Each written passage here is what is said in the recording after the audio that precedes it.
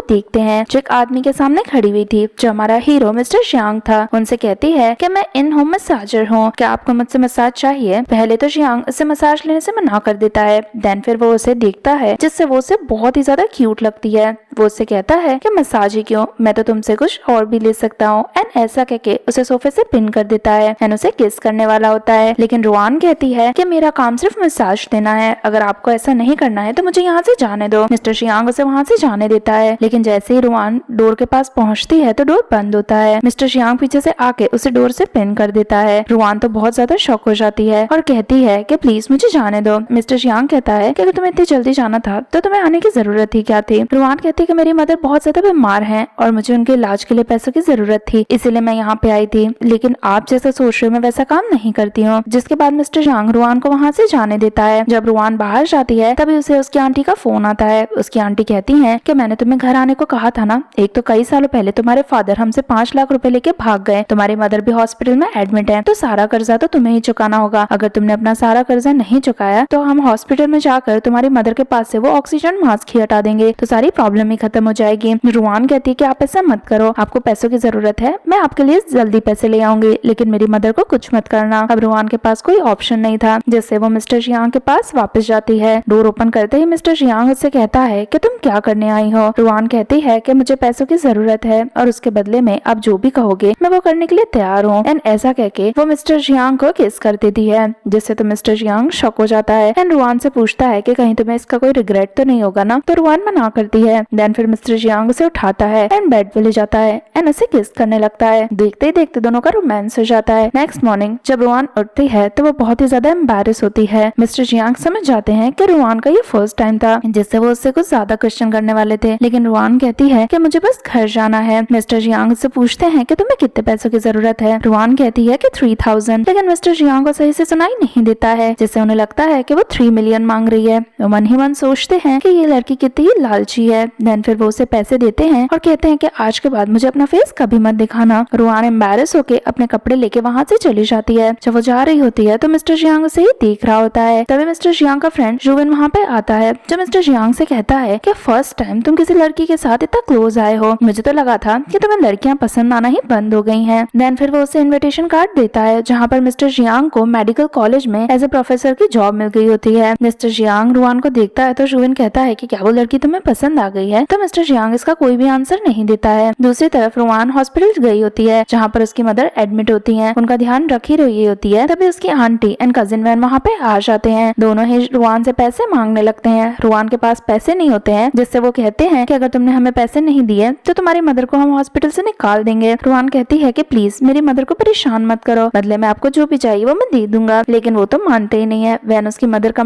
Oxygen mask हटाने वाला होता है, तो रुआन नीचे बैठ जाती है और कहती है कि मैं आपका सारा ही कर्जा जल्दी चुका दूंगी, पर प्लीज मेरी मदर को कुछ भी मत करो। देन फिर वो उन्हें अपनी ट्यूटर की कमाई से बनाए हुए पैसे देती है और कहती है कि ये मेरे पास कुछ पैसे हैं, अभी आप इन्हें रख लो, धीमे धीमे करके मैं आपके सारे पैसे दे दूंगी। आंटी विन कहती है कि ठीक है, अभी तो हम इन पैसों से काम चला रहे हैं, लेकिन तुम जैसे वुमेन को और भी पैसे कमाने आने चाहिए। अगर तुमने जल्दी ही पैसे नहीं दिए तो देख लेना, मेरे पास दूसरे भी तरीके हैं अपने पैसे निकालने के लिए। और ऐसा कहकर विन और वैन वहाँ से चले जाते हैं, जिसके बाद हमारी रुआन बेचारी रोने लगती है। तभी रुआन को उसकी फ्रेंड योयो का कॉल आता है, जो उससे कहती है कि तुम जल्दी कॉलेज आ जाओ, हमारे न्यू प्रोफेसर मिस्टर शियांग आने ही वाले हैं। एंड तुम्हें तो पता ही है कि वो कितना फेमस हैं, अगर कोई भी उनके लेक्चर अटेंड नहीं करता है तो वो उनके मार्क्स काट लेते हैं। रुआन कहती है कि मैं जल्दी आ रही हूँ। देन फिर रुआन वहाँ से निकल जाती है। यहाँ कॉलेज में हम मिस्टर शियांग को आते हुए देखते हैं। सारी फीमेल स्टूडेंट तो उन्हें देखते ही शॉक हो जाती हैं और कहती हैं कि ये कितने हैंडसम है, साथ ही में ये कंट्री के रिचेस्ट फैमिली से भी बिलोंग करते हैं। इतना हैंडसम एंड रिच पर्सन हमारा प्रोफेसर है, हमारी किस्मत तो देखो, अगर स्टूडेंट होता तो जरूर हमारा कोई चांस होता। लेकिन मिस्टर शियांग तो किसी को भी देखता ही नहीं है एंड लेक्चर लेने के लिए क्लास में चले जाता है, जहाँ पर जाते ही वो कहता है कि जो भी क्लास अटेंड नहीं करेगा मैं उसके पूरे सेमेस्टर के मार्क्स काट लूंगा। देन फिर वो एक एक करके सारे स्टूडेंट की अटेंडेंस लेने लगता है। योयो परेशान हो रही थी क्योंकि रुआन को आने में देर होती है। जल्दी से वो रुआन को कॉल करके बुलाती है। भाग कर रुआन भी क्लास में आ जाती है और कहती है कि मुझे लेट नहीं हुआ है, लेकिन वो जैसे ही मिस्टर शियांग को वहाँ देखती है वो शॉक हो जाती है एंड उनसे पूछती है कि आप यहाँ पे क्या कर रहे हो। देन फिर उसे रियलाइज होता है कि ये क्लास है, जिससे वो चुप हो जाती है और देन फिर कहती है कि मुझे आने में थोड़ा सा लेट हो गया। मिस्टर शियांग कहते हैं कि मैं तुम्हें लेक्चर में नहीं बैठने दे सकता हूँ, लेकिन रुआन कहती है कि मेरी मदर की तबीयत ठीक नहीं थी, इसीलिए मैं उनके पास हॉस्पिटल में गई थी। मिस्टर शियांग को उसकी कल रात की बात भी याद आती है कि रुआन अपने मदर के इलाज के लिए ही कल उसके पास आई थी, जिससे वो कहता है कि ठीक है मैं तुम्हारी अटेंडेंस ले लेता हूँ।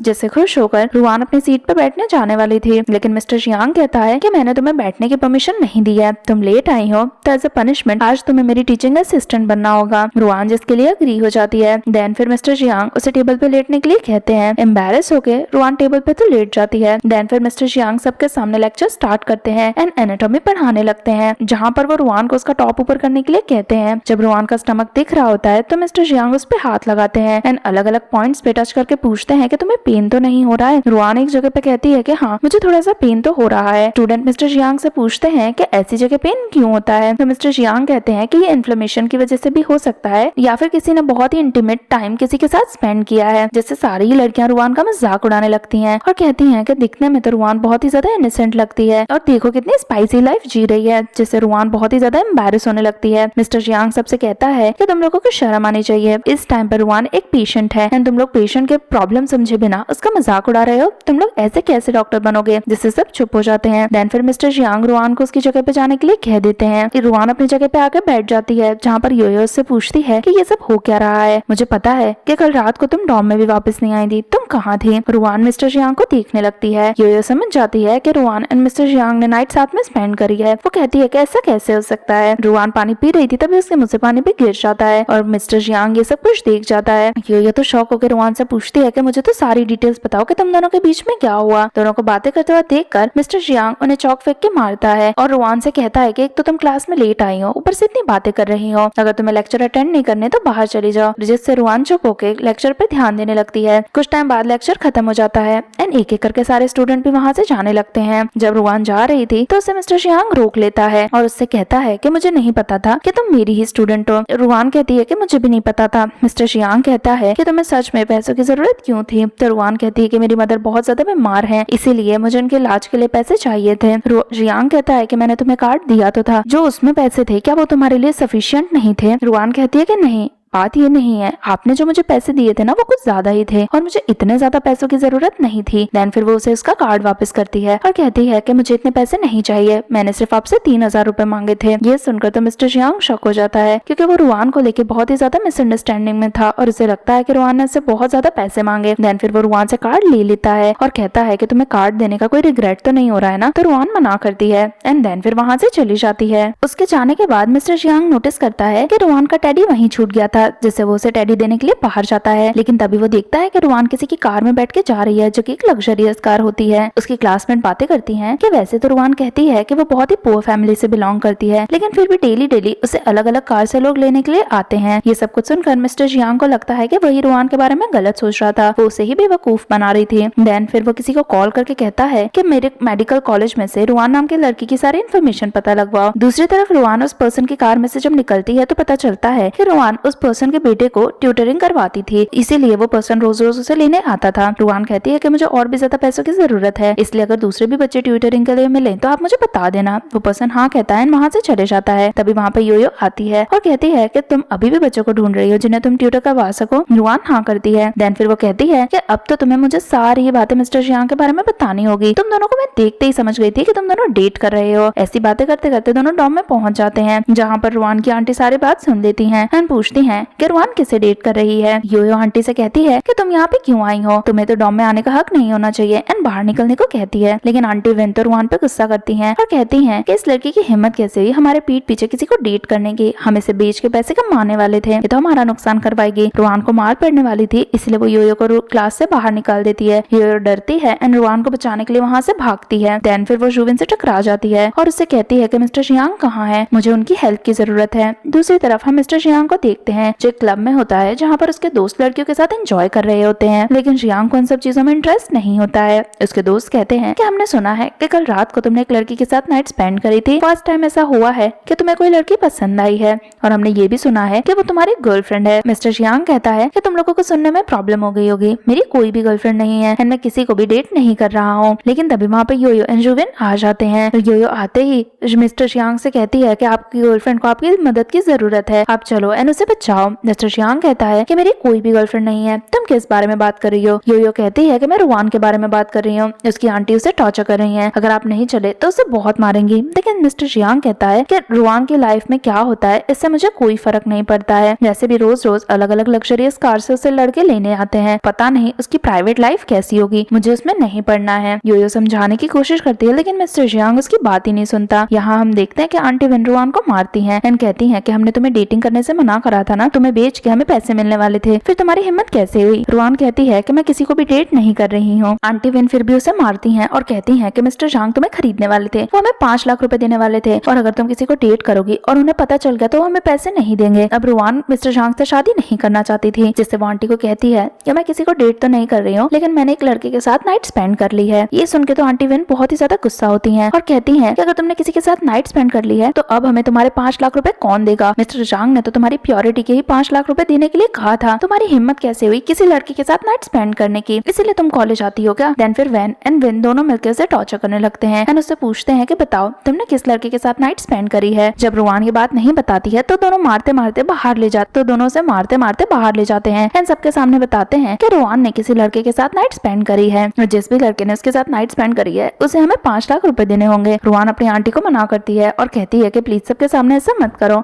आंटी विन कहती हैं कि इसमें तुम्हारी इंसल्ट हो रही है इसलिए तुम्हें बुरा लग रहा है, तुमने भी किसी के साथ नाइट स्पेंड करके हमारी भी इंसल्ट करवाई है। देन फिर आंटी विन एंड वैन वहाँ पे खड़े सभी लोगों को पूछने लगते हैं कि रुआन के साथ नाइट किसने स्पेंड करी है, लेकिन सब लोग मना करने लगते हैं कि हमारा रुआन से कुछ भी लेना देना नहीं है। आंटी विन एंड वैन उसे मारते हैं एंड कहते हैं कि सच सच बताओ, जिस पर वहाँ खड़ी सारी लड़कियां भी रुआन के कैरेक्टर पे बात करने लगती हैं और कहती हैं कि हमेशा सबके सामने अच्छा बनने का नाटक करती थी, और अब देखो जब आंटी विन उसे ज्यादा मारने वाली थी तो रुआन बता देती है कि उसने मिस्टर जिंग के साथ नाइट स्पेंड करी है। लेकिन वहाँ खड़े सब लोग कहते हैं कि मिस्टर जिंग इस जैसी लड़की को तो कभी मुंह ही नहीं लगाएगा। रुआन कहती है कि मैं झूठ नहीं बोल रही हूँ, मैंने सिर्फ मिस्टर जिंग के साथ ही नाइट स्पेंड करी है, लेकिन कोई भी इसकी बातों पे बिलीव नहीं करता है, जिस पर वैन भी गुस्सा करता है और आंटी बेल्ट निकाल कर उससे रुआन को मारने लगती है। वहाँ पर खड़ी एक लड़की कहती है कि क्यों ना तुम मिस्टर जियांग को ही कॉल करो, अगर उन्होंने तुम्हारा फोन रिसीव कर लिया और यहाँ आ गए तो हम समझ जाएंगे कि तुमने उन्हीं के साथ नाइट स्पेंड करी थी। रुआन भी मिस्टर जियांग को कॉल करती है, यहाँ पे मिस्टर जियांग भी उसका कॉल देखता है। जब फोन रिसीव करता है तो रुआन कहती है कि मुझे तुम्हारी हेल्प की जरूरत है, प्लीज मेरी हेल्प करने आ जाओ, यहाँ पर ये लोग मुझे बहुत ही ज्यादा मार रहे हैं। लेकिन मिस्टर जियांग को उसकी बातों पे बिलीव नहीं होता है और वो कहते हैं कि तुम ये सब नाटक कर रही हो, और ऐसा करके फोन रख देते हैं। योयो मिस्टर जियांग से कहती है कि आप रुआन के साथ ऐसा कैसे कर सकते हो। वहाँ पर रुआन के पास भी सब लोग कहते हैं कि देखा प्रूफ मिल गया, मिस्टर जियांग ने रुआन के साथ नाइट स्पेंड नहीं करी है, अगर करी होती तो वो रुआन को इस तरह इग्नोर थोड़ी करते। आंटी विन तो गुस्सा करती है एंड उसे मारती है। साथ ही में वो वैन से कहती है कि जल्दी से मिस्टर जियांग को तुम यहीं पे बुला लो। दूसरी तरफ जियांग को भी उसके असिस्टेंट का कॉल आता है जो उसे बताता है कि आपने रुआन की इन्फॉर्मेशन निकालने के लिए कहा था ना, वो रोज अलग अलग लग्जरियस कार में इसलिए जाती है क्योंकि वो उनके बच्चों को ट्यूटरिंग करवा रही है, उसका किसी भी इंसान के साथ अफेयर नहीं चल रहा है, उसकी मदर की तबीयत बहुत ज्यादा खराब है इसलिए वो पार्ट टाइम जॉब करती है। जब मिस्टर जियांग ये सुनता है तो उसे बहुत ही बुरा लगता है। यहाँ पर योयो भी जुइन से कहती है कि अगर हम जल्दी नहीं गए तो पता नहीं रुआन का क्या होगा। मिस्टर जियांग अपने सारे गार्ड्स को वहाँ पे बुला देता है और कहता है कि जल्दी से सब कॉलेज चलो, और किसी ने भी अगर रुआन को हाथ लगाया तो उसे छोड़ना मत। देन फिर सारे ही गार्ड्स मिस्टर जियांग के पीछे पीछे जाते हैं। रास्ते में मिस्टर जियांग सोचता है कि उसने रुआन को बहुत ही गलत समझा। यहाँ हम देखते हैं कि रुआन के पास मिस्टर जियांग आ गया है, जहाँ पर विन कहती है कि हमने आपके लिए रुआन को रेडी रखा है, आपकी शादी रुआन से करवा देंगे और बदले में आपको हमें 5 लाख रुपए देने होंगे। जियांग रुआन को देखता है और कहता है कि दिखने में तो ये ठीक ठाक ही है, इससे शादी कर लूंगा और इसकी प्योरिटी के लिए 5 लाख तो कम ही है।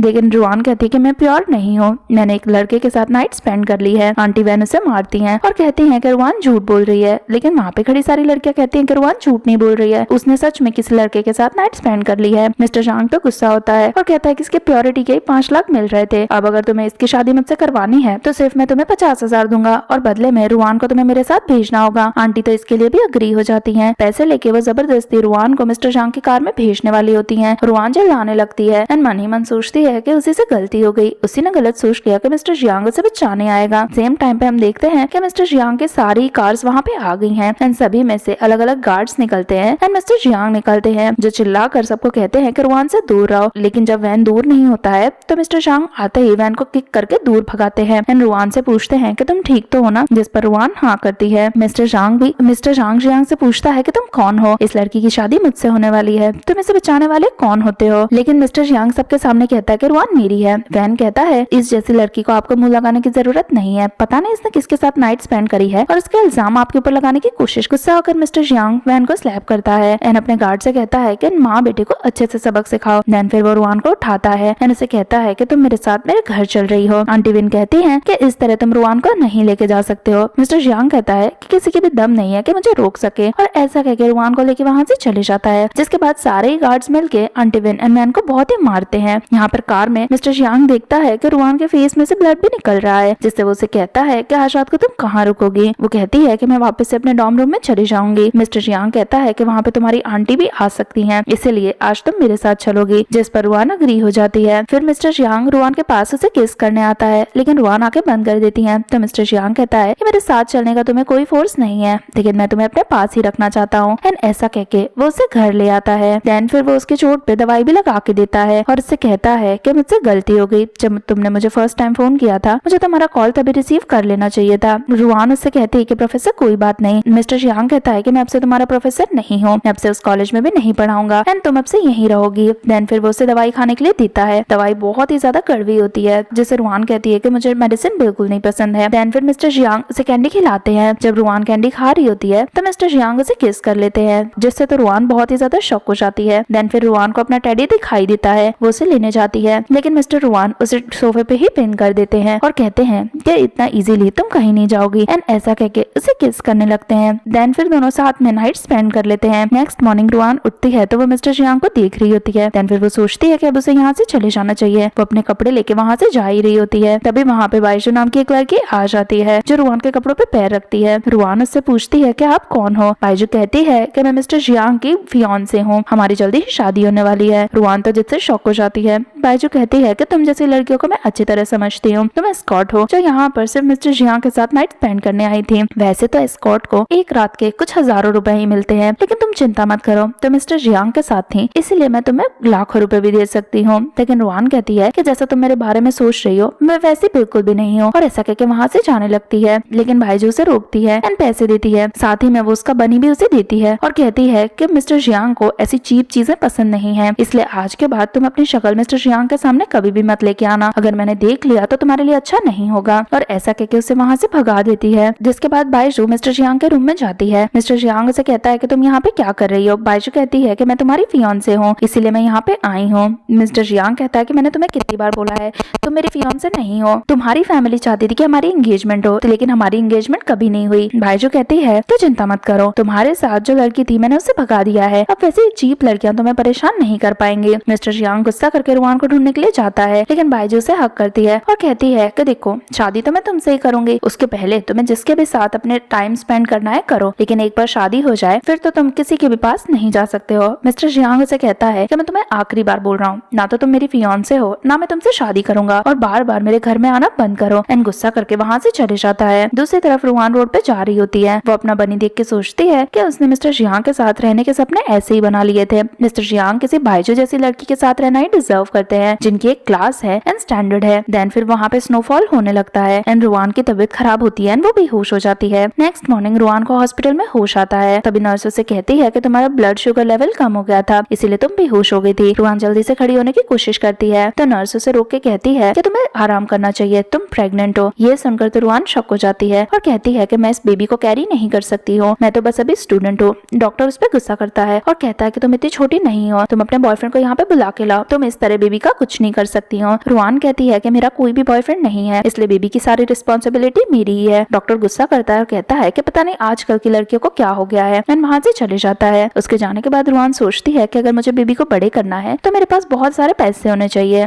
देन फिर वो किसी को कॉल करके कहती है कि मुझे क्लब में जॉब मिल सकती है, तो वो पर्सन हाँ कर देता है। कुछ टाइम बाद रुआन उस क्लब में जॉब कर रही होती है, जहाँ पर वो सोचती है कि मैं मिस्टर जियांग को कॉल करके बताऊं कि उनका बेबी होने वाला है, लेकिन मे बी शायद उन्हें बेबी नहीं चाहिए होगा। जब वो मिस्टर जियांग को कॉल कर ही रही थी तभी वहाँ पे मैनेजर आ जाता है, जो रुआन पे गुस्सा करके कहता है कि काम के टाइम पे अपने फोन में टाइम वेस्ट मत करो। यहाँ पर मिस्टर जियांग सोचता है कि रुआन ने उसे फोन करके फोन कट क्यों कर दिया, जिससे वो गुस्सा होता है एंड उसकी इन्फॉर्मेशन पता लगाने के लिए कहता है। सेम क्लब में हम बाइशू को भी देखते हैं, जो अपनी फ्रेंड्स के साथ आई होती है। उसकी फ्रेंड्स कहती हैं कि हमने सुना है कि मिस्टर जियांग आजकल एक रुआन नाम की लड़की के आगे पीछे घूमते रहते हैं। बाइशू कहती है कि वो किसी के भी आसपास घूमता उससे क्या फर्क पड़ता है, शादी तो कल वो मुझसे ही करेगा। जिससे सारी लड़कियां कहती कि हाँ तुम सही कह रही हो, मिस्टर जियांग को तुमसे अच्छी लड़की तो मिल ही नहीं सकती है। तभी हम देखते हैं कि वहाँ पे रुआन ड्रिंक्स लेके आती होती है। बायजू उसे देख कर शॉक हो जाती है। देन फिर वो रुआन से पूछती है कि तुम यहाँ पे जॉब कर रही हो? तो रुआन उसे हाँ करती है। रुआन ड्रिंक्स रख के वहाँ से जाने वाली होती है, लेकिन बायजू उसे रोक लेती है और कहती है कि मैंने तुम्हें कहा था ना कि आज के बाद मुझे अपनी फेस मत दिखाना, फिर तुमने रात को ही अपना फेस दिखा दिया। ये तुमने बिल्कुल सही नहीं करा। दो लड़कियां रुआन के पास आती हैं और कहती हैं कि तुम्हारी हिम्मत कैसे है मिस्टर जियांग के क्लोज जाने की एंड उनके साथ बेड शेयर करने की? तुम्हें पता है कि तुमने बायजू की कितनी इंसल्ट करी है? रुआन कहती है कि आप लोग जैसा सोच रहे वैसा कुछ भी नहीं है एंड वहाँ से जाने लगती है। लेकिन सभी उसे जाने से रोक देते हैं। बायजू कहती है कि तुम इतना इजीली यहाँ से कैसे जा सकती हो? तुमने जो मेरी इंसल्ट करवाई है तुम्हें उसका बदला तो देना होगा। अब तुमने मिस्टर जियांग को तो सर्व कर दिया है, अब उनके फियांसे को भी सर्व करो। जहाँ पर रुआन कहती है कि प्लीज मुझे यहाँ से जाने दो, लेकिन सारी लड़कियां मिलकर रुआन की इंसल्ट करने लगती हैं और कहती हैं कि ये तो एक एस्कॉर्ट है। रुआन मना करती है तो बायजू उसे स्लैप और कहती है कि इसे रिग्रेट करवाओ जो भी इसने मुझसे कहा है। देन फिर वहाँ पर पानी भरा जाता है एंड उसमें जबरदस्ती बार बार रुआन का मुंह डाला जाता है, जिस पर बायजू बार बार कहती है कि तुम मुझसे माफी मांगो तभी मैं तुम्हें माफ करूंगी। रुआन भी माफी मांगती है, लेकिन बायजू का तो मन तभी भी नहीं भरता है। जिसके बाद बायजू सबसे कहती है कि काम करो, रुआन के सारे कपड़े उतार दो। तभी ये यहाँ पर ऐसे ही घूमेगी तब इसे रियलाइज होगा कि इसने मेरी कितनी इंसल्ट करी है। कुछ लड़के मिलकर इसके कपड़े उतारने वाले होते हैं एंड सेम टाइम पे बायजू उसे बॉटल से मारने वाली होती है, लेकिन तभी हमारा हीरो मिस्टर जियांग वहाँ पे आ जाता है एंड आते ही वो बायजू को स्लैप कर एंड देन फिर रुआन के पास जाके उसे अपना जैकेट उठाता है एंड उससे कहता है कि मुझे आने में लेट हो गया इसलिए मैं तुम्हें प्रोटेक्ट नहीं कर पाया। बायजू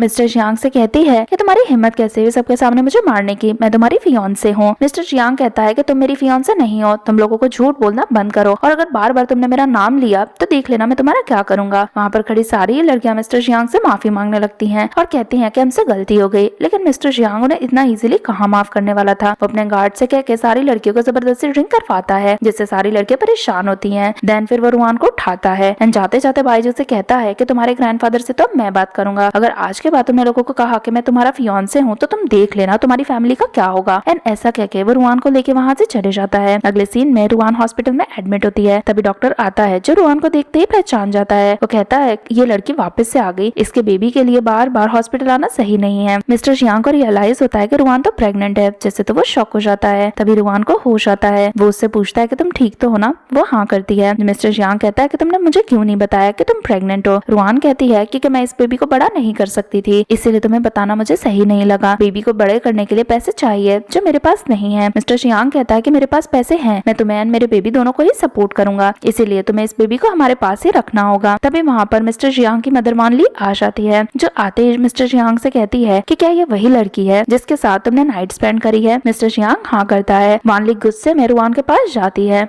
देन फिर जोर जोर से हंस के कहती है कि ये तो तुमने बिल्कुल सही करा, मेरा लड़का पता नहीं कैसा था, इतने सालों से तो मुझे ये लगा कि मे भी उसे लड़कियां ही पसंद नहीं है और मैं अपना ग्रैंडसन भी कभी नहीं देख पाऊंगी, लेकिन फाइनली मैं तुमसे मिल रही हूँ, वो लड़की जिसे मेरे बेटे ने खुद अपने लिए चूज करा है। मैं तुमसे मिलकर बहुत खुश हूँ और मुझे सिर्फ डॉटर इन लॉ ही नहीं, मुझे तो ग्रैंडसन भी मिल गया, इससे ज्यादा मेरे लिए क्या अच्छी बात हो सकती है। देन फिर वो मिस्टर जियांग से कहती है कि रुआन को लेके घर चलो, मैंने रुआन के वेलकम के लिए घर में सारी ही प्रिपरेशन करके रखी है। जियान भी हाँ बोलता है। देन फिर दोनों ही रुआन को घर लेके जाते हैं। नेक्स्ट सीन में मिस्टर जियांग एंड वानली जब रुआन को लेके घर जाते हैं तो रुआन देखती है कि उनका घर तो बहुत ही बड़ा है एंड बहुत सारी मेड ऑलरेडी रुआन का वहाँ पे वेलकम करती हैं। देन जब रुआन घर में जाती है तो हेड मेड मिस मेड वहाँ पे ऑलरेडी होती हैं जो रुआन को वेलकम करती हैं। रुआन तो बहुत ज्यादा शॉक हो जाती है, लेकिन वानली उसे कहती है कि अब ये घर तुम्हारा ही है। देन फिर वो मिन से कहती है कि जल्दी से रुआन के लिए हमने जो जो चीजें प्रिपेयर करी है वो दिखाओ। तभी वहाँ पर बहुत सारी मेड्स आती हैं एंड वो बहुत सारा सामान भी लेके आई होती हैं। वानली कहती है कि ये सारी तुम्हारी पर्सनल मेड है एंड ये सारी ही ज्वेलरी तुम्हारी है, सबसे तुम्हारी होंगी। साथ ही में मिन कहती है कि हमने आपके लिए हर काम के लिए एक अलग अलग मेड रखी है, इसलिए आपको किसी भी चीज की प्रॉब्लम ना हो। रुआन कहती है कि ये सब तो बहुत ज्यादा हो रहा है, लेकिन वानली कहती है कि कुछ ज्यादा नहीं है, तुम ये सब चीजें डिजर्व करती हो। एंड देन वानली कहती है कि तुम्हारे लिए हमने एक विला भी बुक किया है, लेकिन रुआन कहती है कि नहीं, मुझे कुछ भी नहीं चाहिए। मिस्टर जियांग भी वानली से कहता है कि रुआन के लिए अभी ये चीजें बहुत ही नई है, इसीलिए उसे कोई भी चीजों में फोर्स मत करो। वानली भी कहती है कि हाँ, मैं बस मेरी डॉटर को देख के बहुत ज्यादा एक्साइटेड हो गई थी। देन फिर मिस्टर जियांग कहता है कि अभी हमें रुआन को रेस्ट करने भेज देना चाहिए। मिस मिन रुआन को लेके वहाँ से चली जाती हैं। रुआन जब अपने रूम में होती है तो मिस मिन कहती है कि तुम्हें जब तक यहाँ पे रेस्ट करना है करो, देन फिर तुम्हें किसी भी चीज की नीड हो तो बस एक बार मुझे बुला लेना। रुआन उन्हें थैंक यू कहती है। देन रुआन देखती है कि बेड को तो बहुत अच्छे से डेकोरेट करा है, जिससे वो उसे गंदा नहीं करना चाहती थी, इसलिए रेस्ट करने के लिए वो सोफे पे ही सो जाती है। यहाँ पे वानली मिस्टर जियांग के पास आती है और उसे कहती है कि देखो, मैंने भी रुआन के पास्ट के बारे में सब पता लगवाया है एंड उसकी आंटी एंड उसका कजिन उसे बिल्कुल अच्छा ट्रीट नहीं करते थे, ऑलवेज उसे बुली करते रहते थे और मैं नहीं चाहती हूँ कि रुआन के साथ यहाँ पर भी वही हो, इसीलिए हम उसे अच्छी से अच्छी लाइफ देंगे, जिसके लिए जियांग भी एग्री होता है। कुछ टाइम बाद सभी रुआन के रूम में जाते हैं जहाँ पर उन्हें बेड पर रुआन नहीं दिखाई देती है। तभी मिस्टर जियांग देखता है कि रुआन सोफे पे सो रही है, जिससे वानली कहती है कि ये सोफे पे क्यों सो रही है, इसे तो बेड पे सोना चाहिए था। मिस्टर जियांग कहता है कि वो जरूर बेड गंदा नहीं करना चाहती थी इसलिए। वानली कहती है कि पता नहीं बेचारी बच्ची को कितना ही बुली किया है, जिससे वो हर चीज में डरती है। मिस्टर जियांग रुआन को उठाता है और उसे बेड पे सुला देता है। देन फिर वानली कहती है कि कल मॉर्निंग में ही हम रुआन को लेकर शॉपिंग करने जाएंगे,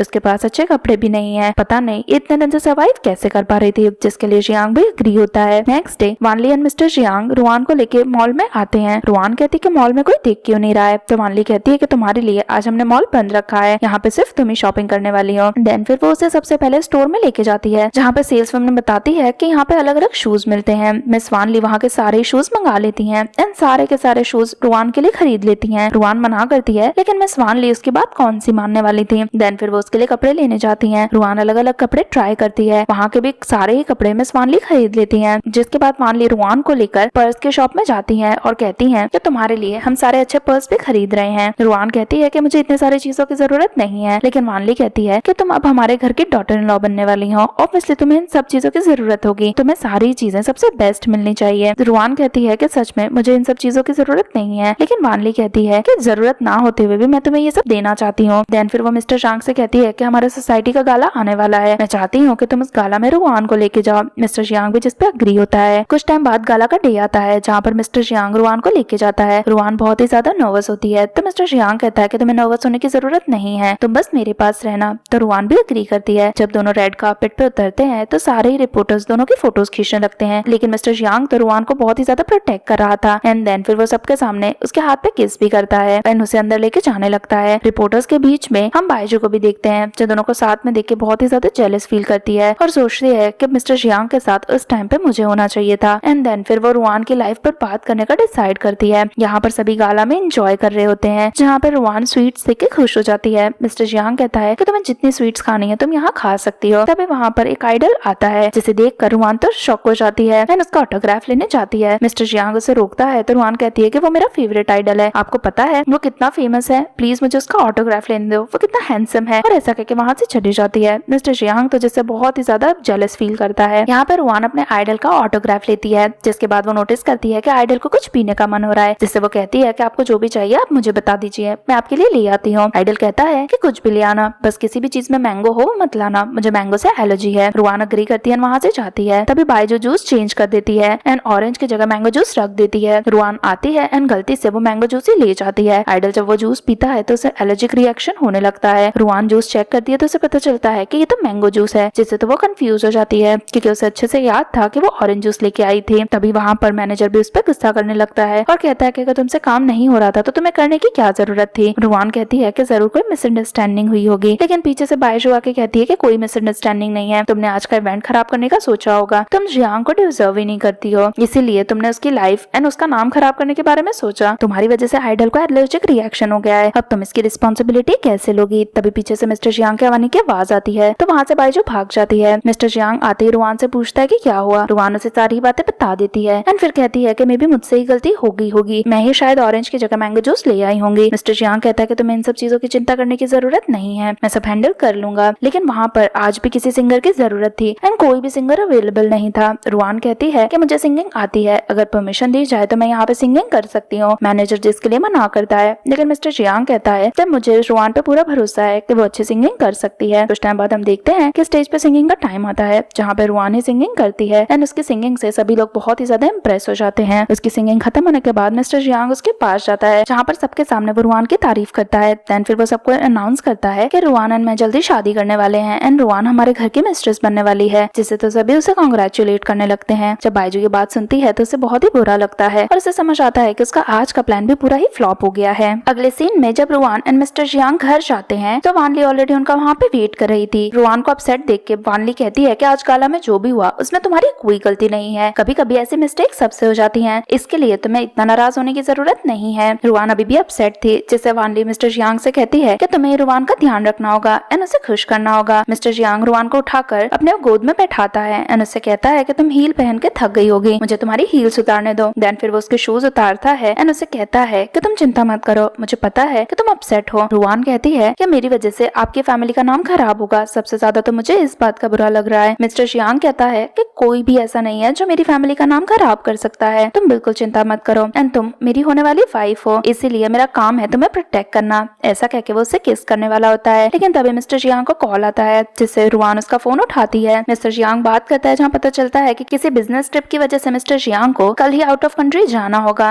जब रुआन ये बात सुनती है तो उसे बुरा लगता है। मिस्टर जियांग कहता है कि चलो मैं तुम्हें अपने रूम में ले चलता हूँ एंड देन फिर वो उसे उठा के वहाँ से ले जाता है। नेक्स्ट मॉर्निंग हम देखते हैं कि मिस्टर जियांग जा रहा होता है। वानली मिस्टर जियांग से कहती है कि तुम चिंता मत करो, तुम्हारे आने तक रुआन का मैं अच्छे से ध्यान रखूंगी। देन फिर वो रुआन से कहती है कि तुम मिस्टर जियांग को बाय कर दो। मिस्टर जियांग से कहती है कि अपना अच्छे से ध्यान रखना। मिस्टर जियांग उसे किस करता है वहाँ से चले जाता है। अब वो बहुत अपसेट थे, जैसे वानली कहती है कि तुम्हें बिल्कुल अपसेट होने की जरूरत नहीं है, हम दोनों घर पे अकेले हैं तो हम दोनों घूमने चलेंगे। रुआन भी अग्री करती है। यहाँ पर वानली रेडी होने के लिए जाती है, तभी रुआन को बायजू से कहती है कि कल तो तुम बच गई, लेकिन तुम चिंता मत करो, जैसे तुम घर से बाहर निकलोगी वैसे तुम एंड वानली दोनों ही मेरे हाथों फंसने वाली हो। रुआन तो बहुत ही ज्यादा डर जाती है। यहाँ हम देखते हैं कि रुआन एंड मिस वानली शॉपिंग करने के बाद घर जा रहे होते हैं, जहाँ पे रुआन बहुत ही ज्यादा डरी होती है। वानली को लगता है कि मिस्टर जियांग के जाने से वो थोड़ी सी अपसेट है, तो वानली रुआन से कहती है कि इतना अपसेट होने की जरूरत नहीं है, मैं तुम्हारे लिए कॉफी लेके आती हूँ। देन फिर वो कैफे में कॉफी लेने जाती है, तभी हम देखते हैं कि रुआन के पास दो गुंडे आ चुके हैं जो रुआन से कहते हैं अच्छा हमें तो तुम्हारा ही वेट था, चलो हमारे साथ चलो। रुआन वहाँ से भागने की कोशिश करती है, लेकिन गुंडे उसे बेहोश करके अपने साथ कार में ले जाते हैं। वानली ये सब कुछ देख लेती है, उनके पीछे भागने की कोशिश करती है, लेकिन तब तक तो कार आगे निकल गई होती है, जिससे जल्दी से वो मिस्टर जियांग को कॉल करती है और उनसे कहती है कि घर वापस आ जाओ, रुआन को किसी ने किडनैप कर लिया है। मिस्टर जियांग ये सुनता है तो वो शॉक हो जाता है, वो वहाँ से भागने वाला होता है, लेकिन रूबिन कहता है कि तुम चिंता मत करो, मैं अभी उसका फोन हैक कर लेता हूँ एंड हमें उसकी लोकेशन पता चल जाएगी। जल्दी से रूबिन उसका फोन हैक करके उसकी लोकेशन पता लगाने की कोशिश करता है। यहाँ हम रुआन को देखते हैं, जब उसे होश आता है तो उसके सामने बायजू होती है। वो बायजू से कहती है कि मुझे किडनैप तुमने करवाया था। बायजू कहती है कि और कौन करवाएगा, तुमने मेरे हाथ से मेरा फियांसे छीन लिया एंड मेरी लाइफ जी रही हो, तुम्हें लगता है मैं तुम्हें इतना इजीली मेरी लाइफ जीने दूंगी। देन फिर वो वहाँ पर रखी हुई ब्रिक से उसे मारती है एंड बॉटल से भी मारती है। रुआन कहती है कि तुम्हें क्या लगता है कि तुम मुझे हर्ट पहुंचाओगी तो मिस्टर जियांग तुम्हें लाइक करेंगे, वो तुम्हारे पास कभी भी नहीं आएंगे। जहाँ पर बायजू कहती है कि अगर तुम रहोगी ही नहीं तब तो मिस्टर जियांग को मेरे पास आना ही होगा। रुआन खुद की स्ट्रेंथ का यूज करके वहाँ पे रखी ब्रिक बायजू को मारती है एंड जल्दी से वहाँ से भागने वाली होती है। तभी वहाँ पे मिस्टर जियांग भी आ जाता है जो रुआन को हक कर लेता है एंड उससे कहता है कि तुम ठीक तो हो ना। बायजू तो वहाँ पर मिस्टर जियांग को देख के शॉक हो जाती है एंड वो देखती है कि मिस्टर जियांग किस तरह रुआन को प्रोटेक्ट कर रहा है, जिससे तो वो और भी ज्यादा गुस्सा होती है एंड मिस्टर जियांग से कहती है कि तुम मुझसे प्रोटेक्ट क्यों कर रहे हो, तुम्हें तो मुझे प्रोटेक्ट करना चाहिए। मिस्टर जियांग कहता है कि तुम मेरी लगती ही कौन हो कि मैं तुम्हें प्रोटेक्ट करूंगा। वो कहती है कि मैं आपकी फियांसे थी, लेकिन इस लड़की के लिए आपने मुझे छोड़ दिया। मिस्टर जियांग कहता है कि तुम मेरी फियांसे कभी भी नहीं थी एंड अपने गार्ड्स को उसे मारने के लिए कहता है। देन फिर वो रुआन को वहाँ से लेके जाने वाला होता है, लेकिन तभी बायजू नाइफ लेके रुआन पे अटैक करने वाली होती है। मिस्टर जियांग बीच में आ जाता है एंड वो नाइफ मिस्टर जियांग को लग जाती है, जिससे तो बायजू भी शॉक हो जाती है। वो कहती है कि ये मुझसे गलती से हो गया है। रुआन मिस्टर जियांग को कहती है कि आपको ब्लीडिंग हो रही है, जल्दी से हम हॉस्पिटल चलेंगे, लेकिन मिस्टर जियांग अपने गार्ड्स को कहते हैं कि बायजू को सही से मजा चखाओ एंड फिर रुआन को लेके घर आ जाता है, जहाँ पे वानली दोनों का वेट कर रही थी। वो देखती है कि किस तरह बायजू ने मिस्टर जियांग को हर्ट किया है, जिससे वो कहती है कि बायजू की तो बहुत ही हिम्मत हो गई है, उसने जो करा है उसके कॉन्सिक्वेंसेस उसकी पूरी फैमिली को देने होंगे। जहाँ पर मिस्टर जियांग भी कहता है कि हाँ अब उसकी फैमिली तो बैंकरप्ट हो गई रहेगी। तभी मिस मिन भी वहाँ पर फर्स्ट एड किट लेके आती है। रुआन जल्दी से दवाई निकालती है एंड मिस्टर जियांग को दवाई लगा के देती है। वानली कहती है कि मैं उसकी फैमिली को बैंकरप्ट करने की तैयारी करती हूँ एंड वहाँ से चली जाती है। यहाँ पर रुआन बहुत ही अपसेट होती है, तो मिस्टर जियांग कहता है कि तुम इतनी अपसेट क्यों हो। रुआन कहती है कि आपको चोट मेरी वजह से ही लगी है, अगर आप मुझे बचाने नहीं आते तो आपको चोट नहीं लगती। मिस्टर जियांग कहता है कि ये तो कुछ भी नहीं है, तुम्हें बचाने के लिए मैं कहीं भी आ सकता हूँ। रुआन उसे हक करके रोने लगती है, तो मिस्टर जियांग कहता है कि तुम्हें रोने की जरूरत नहीं है, मुझे पता है कि तुम भी अब मुझे लाइक करने लगी हो एंड ऐसा कहके उसे किस करने वाला होता है। वानली दोनों का फोटो ले रही होती है, तभी मिस्टर जियांग उसे देख लेता है। वानली उसे सॉरी कहती है डिस्टर्ब करने के लिए एंड रुआन तो बहुत ही ज्यादा शाय फील करती है एंड वहाँ से जाने वाली होती है, लेकिन वानली कहती है कि तुम्हें कहीं जाने की जरूरत नहीं है। देन फिर वो वानली के पास आके कहती है कि मुझे पता है कि तुम प्रेग्नेंट हो एंड सबसे ज्यादा इम्पोर्टेंट अभी तुम्हारे लिए तुम्हारा बेबी है, लेकिन मैं चाहती हूँ कि तुम जियांग जल्दी से शादी कर लो। अगर तुम जियांग से जल्दी शादी कर लोगी तो किसी की हिम्मत नहीं होगी तुम्हें इस तरह बुली करने की। मिस्टर जियांग भी वानली से कहता है कि आपको रुआन को इस चीजों के लिए फोर्स नहीं करना चाहिए। रुआन मन में सोचती है कि मैं इतनी केपेबल नहीं हूँ कि मिस्टर जियांग से शादी कर सकूं, जिससे वो वानली से कह देती है कि अभी मैं इस चीज के लिए रेडी नहीं हूँ। अपसेट होकर मिस्टर जियांग वहाँ से चले जाता है एंड रुआन भी चली जाती है। नेक्स्ट डे हम देखते हैं जब रुआन अपने रूम में होती है तभी वानली वहाँ पे आती है। वो रुआन को एक मेडिसिन देती है और कहती है कि इसे जाकर जियांग के चोट पे लगा देना, वो जल्दी ठीक हो जाएगा। रुआन भी अग्री करती है। देन फिर वान ली रुआन को लेके जियांग के रूम में जाती है एंड पीछे से दरवाजा बंद कर देती है। रुआन डोर नॉक करती है लेकिन फिर भी वान ली डोर नहीं ओपन करती है, जिसके बाद हम देखते हैं कि रुआन मिस्टर जियांग के रूम में अंदर जाती है। तभी मिस्टर जियांग बाथरूम में से बाहर आता है जिसने सिर्फ टॉवल पहना होता है। रुआन तो उसे देख के शॉक हो जाती है। वो मिस्टर जियांग से कहती है कि आपकी मदर ने आपके लिए दवाई भेजी है। जियांग वो दवाई देख के कहता है कि ये तो स्ट्रेच मार्क पे लगाने के लिए है जो प्रेग्नेंट वुमेन लगाती हैं। रुआन शॉक होती है तो जियांग उसे उठाकर टेबल पे बैठाता है एंड अपने हाथों से उसे दवाई लगा के देने लगता है, जिससे तो वो बहुत ही ज्यादा शाय फील करती है। नेक्स्ट डे रुआन वान ली के पास बैठी हुई थी। तभी वान ली उसे एक बहुत ही महंगा सा स्कार्फ गिफ्ट करती है एंड उससे कहती है कि ये तुम्हारे लिए मैंने स्पेशल बनवाया है। रुआन कहती है कि ये तो बहुत ही ज्यादा एक्सपेंसिव है, इसे मैं नहीं रख सकती हूँ। लेकिन वान ली कहती है कि तुम मेरी डॉटर हो, इसलिए जो भी चीज मैं तुम्हें दूं वो तुम्हें रखना होगा क्योंकि इस घर की सारी चीजें तुम्हारी हैं। देन फिर रुआन वान ली को थैंक यू कहती है। तभी रुआन को उसकी आंटी का फोन आने लगता है जिससे कहती है कि हमें पता चल गया है कि तुम मिस्टर जियांग के साथ रहती हो, जल्दी से मेरे पैसे देने मुझे वापस आ जाओ वरना मैं उसके घर के बाहर आके ही तमाशा करूंगी। रुआन कहती है ऐसा करने की जरूरत नहीं है। देन फिर वो वान ली से कहती है कि मेरी एक फ्रेंड मुझे मिलने आई है, मैं उससे मिल के आती हूँ एंड वहाँ से चली जाती है। जब रुआन आंटी वेन एंड वैन के पास जाती है तो दोनों इसे फिर से बुली करने लगते हैं एंड उसे कहते हैं कि तुम तो मिस्टर जियांग के घर आके रहने लगी हो, यानी तुम उसके घर की मिस्ट्रेस बन गई हो, तो तुम्हारे पास तो कितने सारे पैसे होंगे और तुम्हारे फादर जो हमारे 5 लाख रुपए लेके भाग गया था वो तो तुमने अभी तक वापस नहीं करे हैं और तो तुम्हें हमें $1 मिलियन देने होंगे। लेकिन वैन कहता है कि $1 मिलियन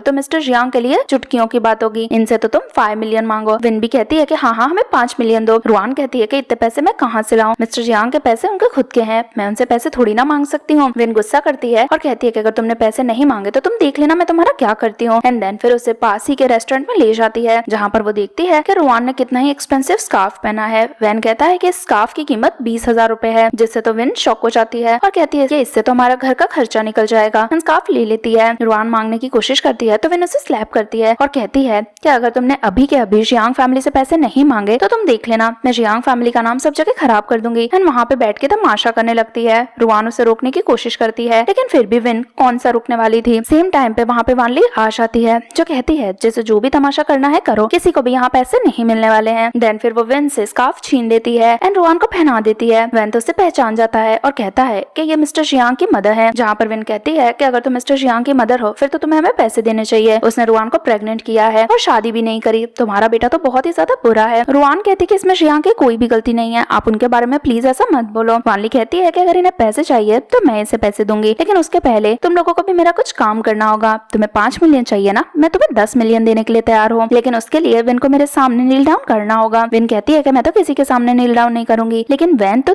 10 मिलियन सुन के अपनी मदर को ही नील डाउन करवा देता है एंड उन्हें मारने लगता है ताकि वो मिस वान ली के सामने नील डाउन करके रहे। रुआन को ये सब कुछ देख के अच्छा नहीं लगता है। सेम टाइम पे वहाँ पे मिस्टर जियांग भी आ जाता है जो अपनी मदर से पूछता है कि यहाँ पे क्या हो रहा है। वान ली बताती है कि मैं रुआन को सिखा रही हूँ कि पैसों का यूज किस तरह करना है और इन लोगों के मुंह कैसे लगना है। जियांग कहता है कि हमें इन्हें 10 मिलियन देने की कोई भी जरूरत नहीं है एंड चेक फाड़ देता है। वैन कहता है कि तुम्हारी मदर ने तो प्रॉमिस किया था कि मेरी मदर नील डाउन करेंगी तो हमें 10 मिलियन मिलेंगे, अब तुम नाटक क्यों कर रहे हो। मिस्टर जियांग कहता है कि ऐसा कोई भी प्रॉमिस मैंने तो नहीं करा था। देन फिर वो नाइफ लेता है एंड उन लोगों को थ्रेटन करता है और कहता है कि अगर आज के बाद कभी भी तुमने रुआन को परेशान करने की कोशिश करी तो मैं तुम्हारी पूरी फैमिली को डिस्ट्रॉय कर दूंगा। दोनों डरते हैं एंड वहाँ से भाग जाते हैं। अब रुआन इन सब चीजों से बहुत ही ज्यादा डर गई होती है। देन फिर वो मिस्टर जियांग के हाथ से नाइफ लेके साइड में रख देती है। वान ली भी मिस्टर जियांग से कहती है कि रुआन को इस तरह परेशान मत करो क्योंकि वो बहुत ही ज्यादा डर जाती है, जिस पर जियांग भी एग्री करता है एंड रुआन से कहता है कि आज के बाद तुम्हें कोई परेशान नहीं करेगा, मुझे पता ही था कि आज यहाँ पे विन एंड वैन आने वाले हैं। जब से तुम्हें किडनैप किया गया है मैं इन पर भी नजर रखे था, इसलिए मुझे पता था कि आज नहीं तो कल ये तुम्हें परेशान करने जरूर आएंगे, लेकिन मैं प्रॉमिस करता हूँ कि आज के बाद कोई भी तुम्हें परेशान नहीं करेगा। और ऐसा कहके वो रुआन को किस करता है। वान ली तो दोनों को ऐसे देख के बहुत ही ज्यादा खुश हो जाती है। लेकिन सेम टाइम पे मिस्टर जियांग को उसके फ्रेंड का कॉल आता है जो उसे मिलने के लिए बुलाता है। अगले सीन में मिस्टर जियांग अपने बचपन के फ्रेंड जिन्हू को मिलने गया था। जिन्हू से कहता है कि तुम्हें पता है बायजू के जाते तुमने किया है ना वो सही नहीं है, अभी यहाँ पे शीमू भी आने वाली है जो तुमसे बहुत ज्यादा नाराज है। इतने टाइम तक वो भी अब्रॉड थी एंड तुमसे मिलने के लिए वो बहुत एक्साइटेड थी, लेकिन जब उसे पता चला कि बायजू को तुमने अपनी लाइफ से इस तरह निकाल दिया है तो वो बहुत अपसेट है। मिस्टर जियांग कहता है कि वो अपसेट क्यों है, उसका बायजू से क्या लेना देना है। जिन्हू कहता है क्योंकि शीमू एंड बायजू बचपन के फ्रेंड्स थे इसलिए। तभी वहाँ पे शीमू आ जाती है जो जियांग पे गुस्सा करने लगती है और कहती है कितने सालों तक बायजू तुम्हारी फियांसे थी, फिर तुम कल की आई हुई लड़की के लिए उसे कैसे छोड़ सकते हो। मिस्टर जियांग उसे बताता है कि बायजू मेरी फियांसे कभी भी नहीं थी, उसने हमेशा सबसे झूठ बोला कि वो मेरी फियांसे है। शीमू कहती है कि मुझे इससे फर्क नहीं पड़ता, तुम दोनों की जोड़ी एकदम परफेक्ट थी एंड तुम्हें साथ में ही रहना चाहिए था। जियांग कहता है कि मैं मेरी पर्सनल लाइफ में कुछ भी करूँ इससे तुम्हें मतलब नहीं होना चाहिए। गुस्सा करके शीमू वॉशरूम में चली जाती है। उसके जाते ही जिनहो जियांग से कहता है कि प्लीज हम सब बचपन के फ्रेंड्स हैं, अगर हम आपस में इस तरह लड़ते रहेंगे तो कैसे चलेगा, प्लीज तुम एंड शिमू साथ में बैठ के इन सब चीजों को सॉल्व कर लो, जिसके लिए जियांग भी अग्री होता है। तभी हम देखते हैं कि वहाँ पर रुआन आ गई है जो बहुत ही ज्यादा क्यूट लग रही है। मिस्टर जियांग उससे पूछता है कि तुम यहाँ पे क्या कर रही हो। रुआन कहती है कि मिस वान ली ने मुझे यहाँ पे भेजा था, वो चाहती थी कि हम दोनों आज साथ में घूमे। जियांग तो उसे देख के खुश होता है, लेकिन तभी वहाँ पे सीमू आ जाती है जो रुआन को देख के समझ जाती है कि ये वही लड़की है जिसके साथ जियांग का फेयर चल रहा है। देन फिर वो उससे पूछती है कि तुम कौन हो। रुआन अपना इंट्रोडक्शन देती है। जियांग भी बताता है कि ये मेरी बचपन की फ्रेंड शिमू है। रुआन तो शिमू का नाम सुन के ही खुश हो जाती है और कहती है कि अच्छा तुम तो वही हो ना जिसने कैंसर पे थीसिस लिखी थी, मैंने तुम्हारा काम पढ़ा था एंड तुम्हारे अंडर मैंने इंटर्नशिप लेने की भी कोशिश करी थी, लेकिन शिमू कहती है कि फिलहाल मैं किसी को भी इंटर्नशिप नहीं दे रही हूँ, इसलिए तुम्हें भी इंटर्नशिप मिलना मुश्किल है। जियांग को अच्छा नहीं लगता है कि शिमू इस तरह से रुआन की इंसल्ट कर रही है, जिससे वो रुआन को किस करता है और कहता है कि हमें इससे बात करने की जरूरत नहीं है एंड उसे वहाँ से ले जाता है। अगले सीन में हम देखते हैं कि रुआन किसी और के पास नहीं बल्कि शिमू के पास इंटर्नशिप के लिए गई है और साथ में उसके योयो भी होती है, लेकिन शिमू तो रुआन को बहुत ही ज्यादा परेशान कर रही होती है। वो उसे ऐसे टास्क देती है जो रुआन को आते भी नहीं है। देन फिर जब रुआन उसे करने से मना करती है तो शिमू उसे धमकी देती है कि वो उसे यहाँ से निकाल देगी। रुआन उसे रोकने की कोशिश करती है एंड ऐसे में शिमू को टच कर लेती है। शिमू को गुस्सा आता है जिससे वो रुआन को धक्का देती है। रुआन गिरने वाली होती है, तभी मिस्टर जियांग वहाँ पे आ जाता है जो रुआन को बचा लेता है। देन फिर वो शिमू से कहता है कि तुम रुआन को इस तरह ट्रीट नहीं कर सकती हो। शिमू कहती है कि मैंने इसे एक छोटा सा टास्क करने के लिए दिया था, लेकिन इसे वो भी नहीं आता है। मिस्टर जियांग कहता है कि ऐसा कौन सा काम है। यो बताती है कि रुआन ने आज से पहले किसी का भी ब्लड ड्रॉ नहीं करा है एंड डॉक्टर शिमू उसे जबरदस्ती किसी का ब्लड ड्रॉ करने के लिए कह रही है, इसलिए रुआन को डर लग रहा है। मिस्टर जियांग कहता है कि इतनी सी बात है, इसके लिए तो मेरी रुआन को बिल्कुल टेंशन लेने की जरूरत ही नहीं है, वो आके मेरा ब्लड ड्रॉ कर सकती है। रुआन पहले तो मना करती है, लेकिन डॉक्टर जियांग कहता है कि तुम्हें बिल्कुल डरने की जरूरत नहीं है, बस खुद के ऊपर थोड़ा कॉन्फिडेंस रखो।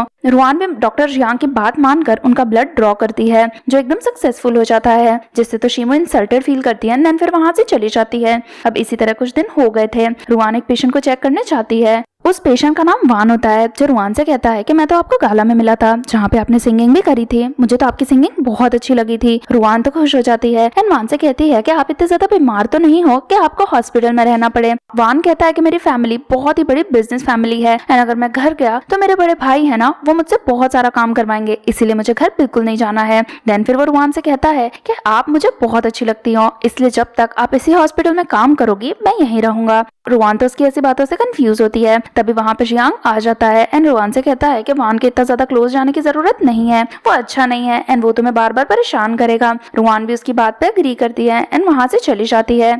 अगले दिन वापस से जब रुआन वान को चेक करने आती है तो वान वापस से रुआन के साथ फ्लर्ट करने लगता है। सेम टाइम पे वहाँ पे जियांग आ जाता है जो वान को थ्रेटन करता है कि बार बार रुआन को परेशान मत करो एंड उसे वहाँ से ले जाता है। शिमू ये सारी चीजें देख लेती है, जिससे वो वान से कहता है कि अगर तुम्हें रुआन पसंद है तो क्यों ना हम दोनों मिलके जियांग एंड रुआन को एक दूसरे से अलग कर दें, जिससे तुम रुआन को अपने पास रख लेना एंड जियांग को मैं रख लूंगी। वान कहता है कि तुम्हारा आइडिया तो बहुत ही ज्यादा इंटरेस्टिंग है। नेक्स्ट डे से हम देखते हैं कि वान जानबूझ के मिस्टर जियांग के साथ कुछ ज्यादा ही टाइम स्पेंड कर रही होती है। जब रुआन ये चीज देखती है तो उसे अच्छा फील नहीं होता है। मिस्टर जियांग भी रुआन के साथ ज्यादा टाइम स्पेंड नहीं कर पाता है क्योंकि उसे बहुत सारे पेशेंट्स को ट्रीट करना होता है। रुआन बहुत देर तक रात को बैठ के मिस्टर जियांग का वेट कर रही होती है क्योंकि मिस्टर जियांग ने उसे साथ में डिनर करने के लिए कहा होता है। तभी वहाँ पर वान आता है और कहता है कि मुझे लगता है कि मिस्टर जियांग जानबूझ के तुम्हें इग्नोर कर रहे हैं, लेकिन रुआन कहती कि ऐसा नहीं है, तुम मिस्टर जियांग को जानते नहीं हो इसलिए उनके बारे में ऐसी बातें मत करो। देन फिर दोनों अंदर जाते हैं जहाँ पर वो मिस्टर जियांग का वेट कर रहे होते हैं। जैसे ही मिस्टर जियांग ऑपरेशन थिएटर से बाहर निकलता है रुआन उसके पास जाती है, लेकिन जैसे ही शिमू से आते हुए देखती है वो तो बेहोश होने का नाटक करने लगती है, जिससे जियांग शिमू को लेकर अंदर जाता है। कुछ टाइम बाद शिमू ठीक हो गई होती है, जिससे वो मिस्टर जियांग को ड्रिंक करने के लिए देती है, लेकिन उसने उसकी ड्रिंक में ड्रग मिलाया होता है। ड्रिंक करने के बाद ही उसे नशा होने लगता है। शिमू कहती है कि मैंने आज तक अपने दिल की बात तुम्हें नहीं बता पाई है,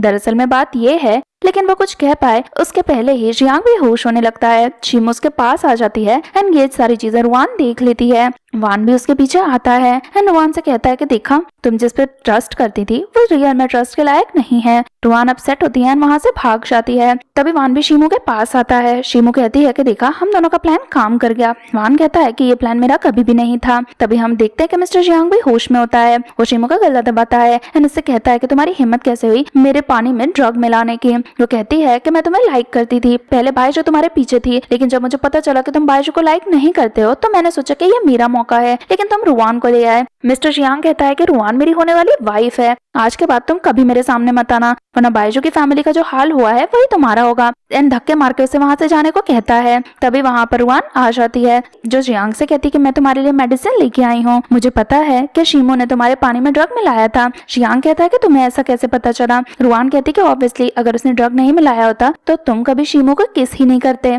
जियांग उसे किस करके थैंक यू कहता है उस पर इतना ट्रस्ट करने के लिए, जिस पर रुआन कहती कि मुझे तुम पर हमेशा ट्रस्ट रहेगा। शीमो दोनों की क्लोजनेस देखकर वहां से चली जाती है। उनके जाने के बाद रिवील होता है कि वान कोई और नहीं बल्कि जियांग का छोटा भाई है। एंड उसे घर नहीं जाना है क्योंकि जियांग उससे बिजनेस का बहुत सारा काम करवाएगा। रुआन तो ये जानकर बहुत ही शॉक हो जाती है। सबके जाने के बाद जियांग रुआन को डायमंड रिंग देता है एंड उसे शादी के लिए प्रपोज करता है। रुआन भी उसकी शादी के प्रपोजल को एक्सेप्ट कर लेती है और यहीं पर हमारी स्टोरी की ब्यूटीफुल सी एंडिंग हो जाती है। एपिसोड 1